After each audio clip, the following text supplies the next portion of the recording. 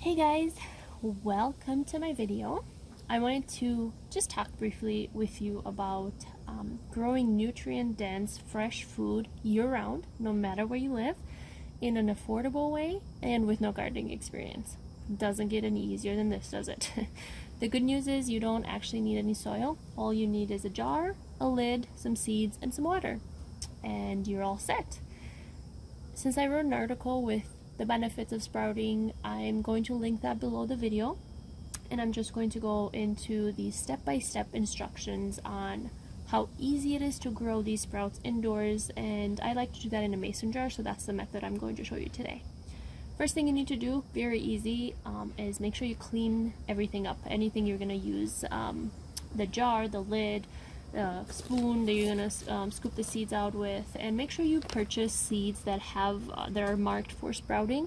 There's less chances of any bacteria growing, and that's why you want to make sure everything's clean, including your hands too. Just wash everything with warm water and soap and rinse it really well. Once everything is ready, you basically take the seeds, and for a half-gallon jar, which is what I like to use because we go through a lot of sprouts, I do about 2.5 tablespoons of seeds. Today I'm using these broccoli seeds from Rainbow Heirloom Seeds. Normally I actually like to do a mix, and I'm gonna link these seeds below, but Mom's sprouting seeds, I love that they come in all kinds of fun mixes. This one, for example, is a sandwich booster blend of clover, alfalfa, radish, and mustard. And there's all kinds of other fun mixes, like a spring salad mix and many more that I like to use from them. I'm using broccoli today, however, because we are fighting some H. pylori, and broccoli sprouts have been shown to inhibit the growth of H. pylori. So we're gonna go ahead and give it a try and do a lot more broccoli sprouts for the next few days, or weeks I should say. So you have the jar, you put the seeds in, about 2.5 tablespoons. Then what you actually want to do is you want to cover them with water, and you want to let them soak.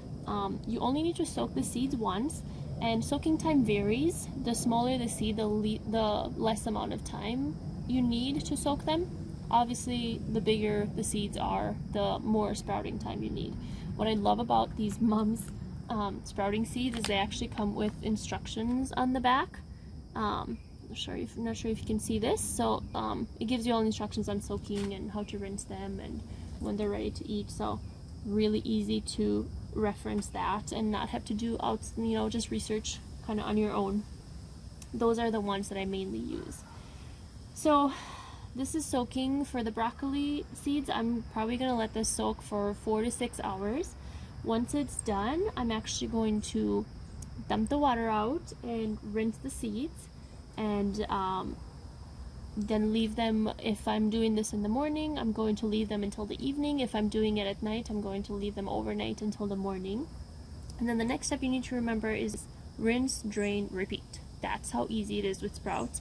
But you have to do this twice a day to make sure that, do it once in the morning and once at night. We make sure bacteria doesn't grow, and you make sure the seeds have enough moisture to be able to grow really well.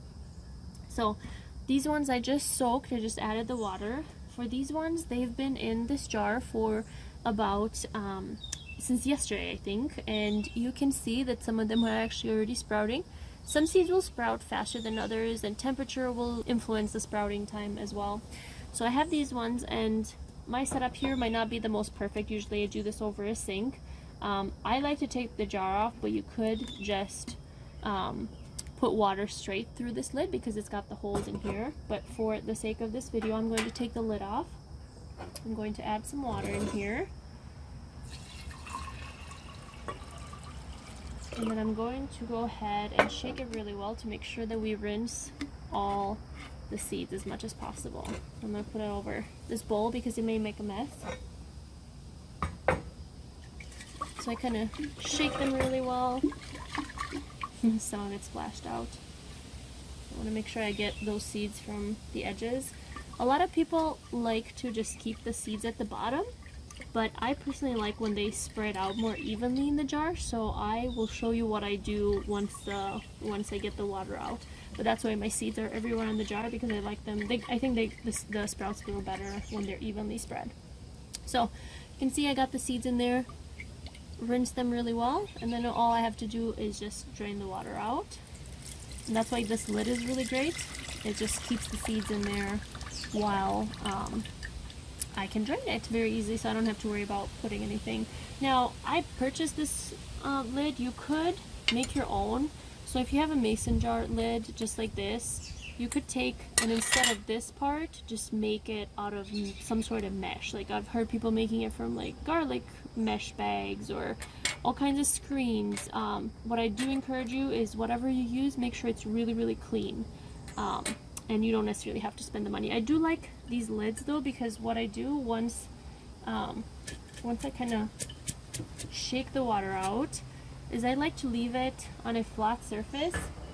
It's got these little spikes or whatever they're called, so it kind of raises the jar, and once you lay it down, then the water can continue draining. So I like to do that just for a few minutes, but I don't like to leave it that way because the airflow, the air doesn't flow in as well because all the seeds are at the bottom.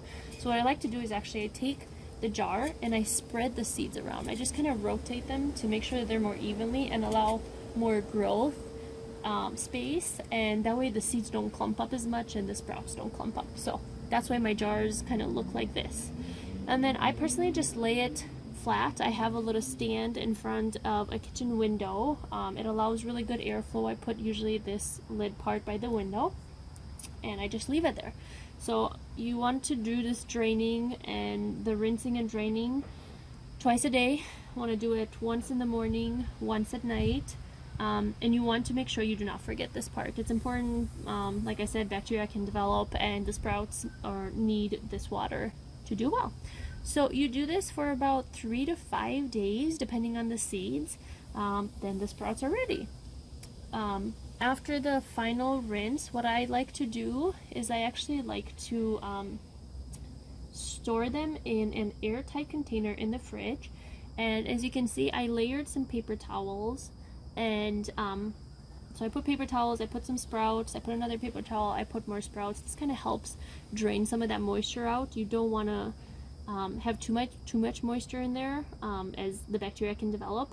And I put the lid on, and usually you want to eat them between 3 to 5 days, no more than that. I think the danger of bacteria developing increases after 3 to 5 days. So there you have it. Super easy, nutrient dense food that you can grow on your counter, no matter if it's winter, no matter if you live in a food desert. That's how easy it gets. It's not expensive. And that was it. Thank you guys for listening to me. I hope you enjoyed this video. Let me know if you have any good tips for me for sprouting, or for any of other people that are listening or watching this video. Thanks.